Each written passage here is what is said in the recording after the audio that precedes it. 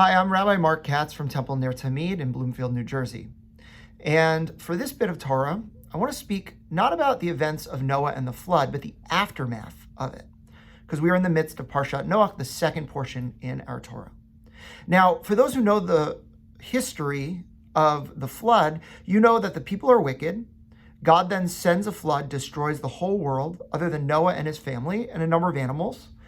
And eventually, after getting out of the ark, after it's rained and the rain has dried up, Noah and his children begin to have more children, and they populate the world again.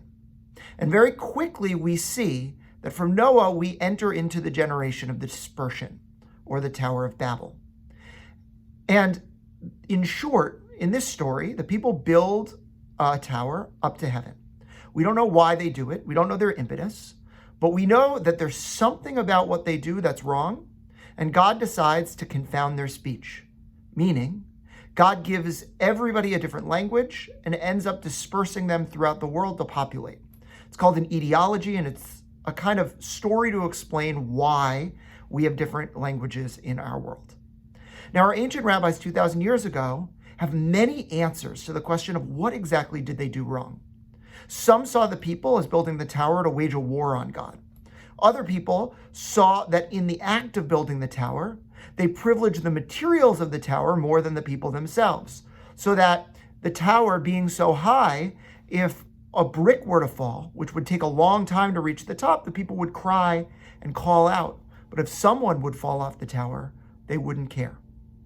Others saw it as a reward, that the people only having one language meant that they only had one way of thinking.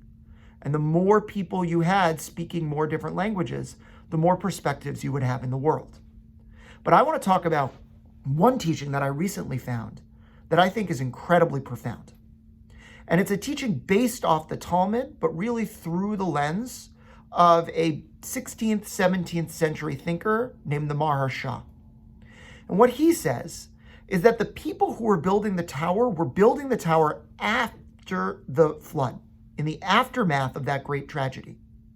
And so because they were faced in that moment with the memory of a flood around them, it all the more made sense that they would build the tower as high as possible, knowing that if there were to be another deluge, another tsunami, they would still be able to survive. They would just be able to move to higher ground.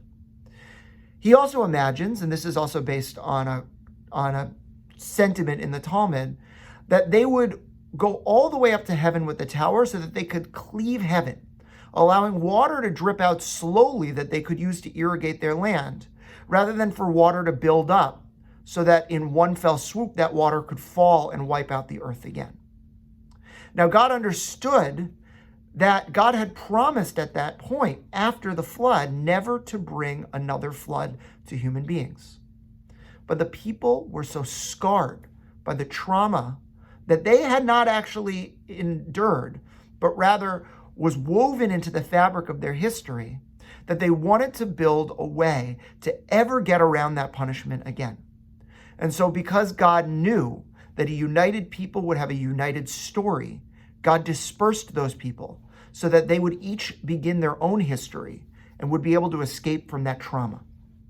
Now, I bring this up because we have societal traumas too. Whether it's the trauma of the Holocaust, the trauma of 9/11, or the trauma of any other historical period, we live in eras that are constantly struggling with our past. And the question is, do we build towers to escape that past? Do we put all our energy into fearing the thing that was, hoping it won't be? Or are we able, in the way that God tried to make it for the people, to move on in a healthy and productive way? Shabbat Shalom.